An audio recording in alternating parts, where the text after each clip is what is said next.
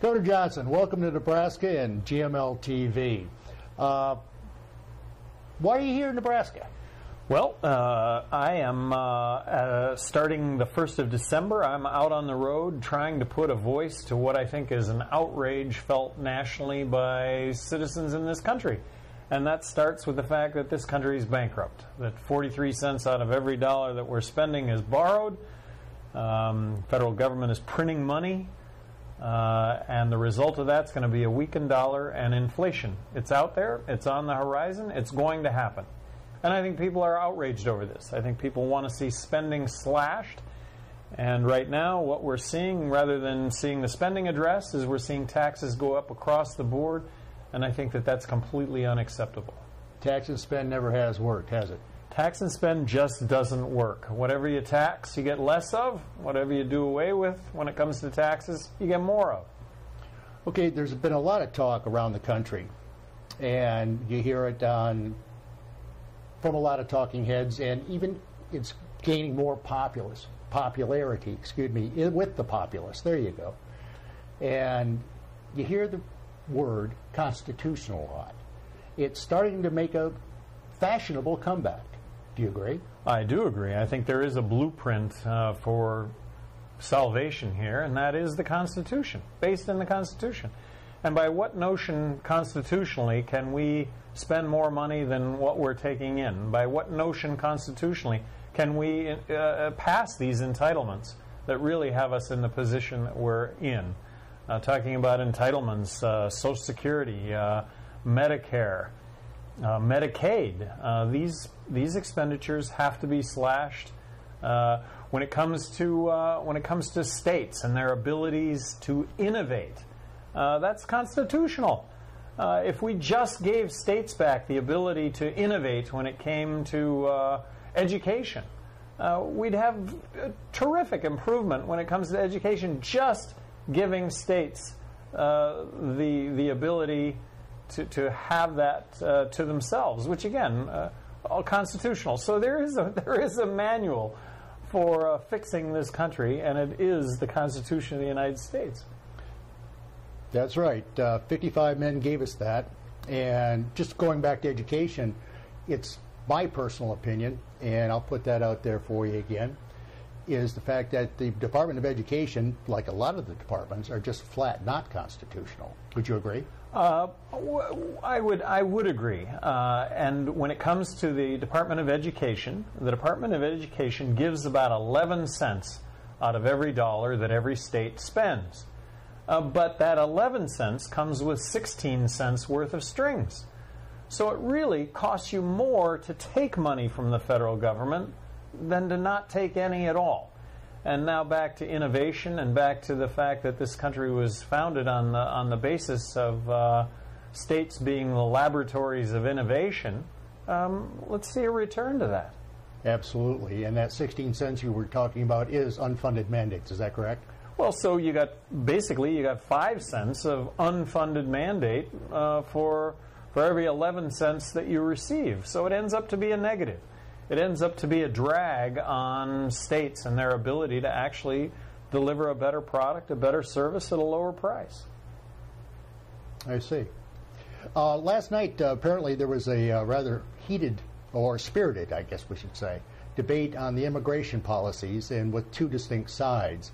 Let's put it out there, Governor. Where do you stand on immigration?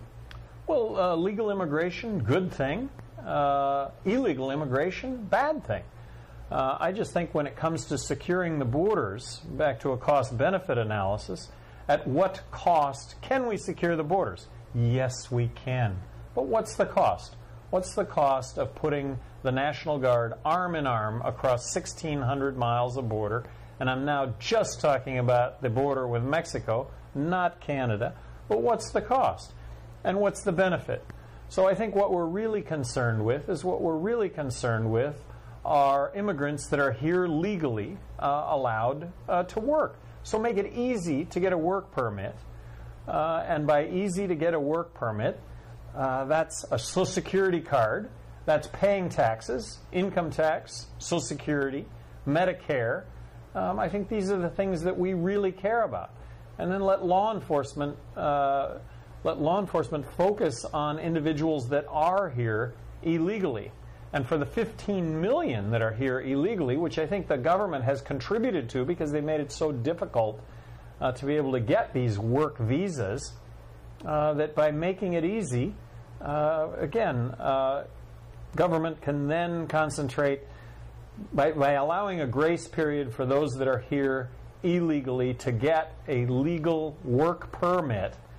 We can have that grace period, and then law enforcement can focus on those that are here illegally. Okay, and so, what do we do with the illegals that are here? And B, how do we monitor the legal immigrants that making it easier to get a work permit? How do we monitor them? So you've heard the stories as many times as I have about student visas being overstayed by years and years and years. Well, I would argue that needs to be the focus as opposed to the National Guard arm in arm across 1,600 miles of border. The tens of billions of dollars that we spend on that could be focused on real concerns like the one that you're talking about right now. But what do we do? What would you do if you had your choice right now and you were president of the United States? What would be your edict to stop illegal immigration? Well, to stop illegal immigration, you have to have a grace period for those that are here, I believe, because we got 15 million illegal immigrants right here. Are you talking about amnesty? Well, amnesty does not mean citizenship. What I'm talking about is a grace period to be able to get a work permit. There's a work permit, there's a green card, and there's citizenship. I'm just talking about work permit. I'm talking about a grace period whereby we can get individuals that are here in this country to get a work permit so that they can pay taxes, so they can contribute to this country. Pay taxes, income tax, Social Security, Medicare. Also, when it comes to immigration reform, it should never be about welfare. Never. This is not about welfare. This is about work. So you're saying if you do get a work permit and you get a job, you pay your Social Security, you pay your state income tax, if any, your federal income tax, does that also entitle them to any benefits, whether it be health care? When you are paying those taxes, then yes, there are benefits then that accrue to immigrants, which is the case right now, because they are paying the taxes that you and I would pay. And then we're into an issue of we're not paying enough for these benefits to start with. These are issues that we have back to the fact that we're bankrupt in this country, that 43 cents out of every dollar right now is being borrowed, and that we should be paying for everything as we go. All right, Governor, right off the top of your head, to rein in, to use a Southwestern term, some of this runaway spending, give me 2 or 3 things that you would cut immediately if you were president. Well, first of all, everything needs to be cut by 43%. No, that's a politician's answer. Come on now. Well, no, that's not a politician's answer at all. Medicaid needs to be slashed. Medicare needs to be slashed. Social Security needs to be slashed. Defense? Defense needs to be slashed. 43 cents out of every dollar needs to be slashed. That is as unpolitical an answer as you will ever hear, because politically what they'll tell you is that we should slash spending, but they won't point at anything or tell you how to do that. So when it comes to Social Security, we need to raise the retirement age at a minimum. At a minimum, we probably need to have means testing. For Medicaid, we probably need to cap Medicaid to all the states. Just capitate Medicaid. When it comes to Medicare, I think means testing here needs to come to play. Otherwise, we're broke. When it comes to Medicare, when Medicare was adopted in the mid-'60s, it was estimated to cost $10 billion in 1980. It ended up costing $100 billion. Today it's $500 billion, and it hasn't even begun to see the strains that it's going to see with the baby boomers just now coming eligible for benefit. He's talking about me, folks. I'm a baby boomer.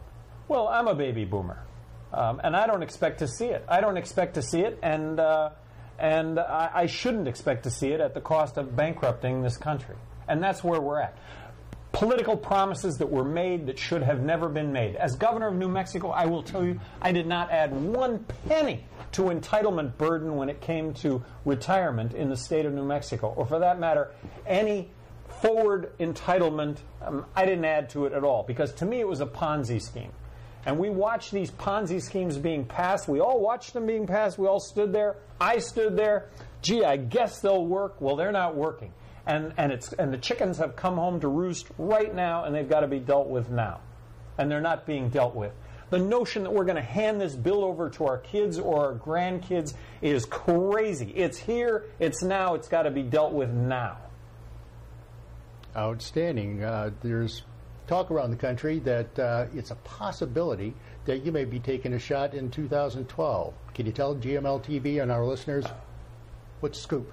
Well, the scoop is I'm a 501c4, and as a 501c4, I am the honorary chairman of a 501c4, an advocacy committee, which allows me to raise money and speak out on the issues of the day. And as part of that 501c4, I cannot comment on running for political office. Now, there's a political answer for you. Okay. A real cop-out when it comes to the answer, but that's the law, and I sure don't want to get sideways with my 501c4. Good old 501c4. Your friend and mine. Well, Governor, I tell you what, it's been interesting. We thank you, and let's hope that we hear more from you. Thank you. Again, thank you. At GML TV do appreciate your time and your effort just to talk to us. We're not professionals. We're just a bunch of folks trying to educate the American people. And I'm not a professional. I'm just trying to get educated here. So there you go. Thank you very much. Thank you very much. All right. Governor Gary Johnson, former governor of the great state of New Mexico. I'm W.A. Mitchell. America, carry on.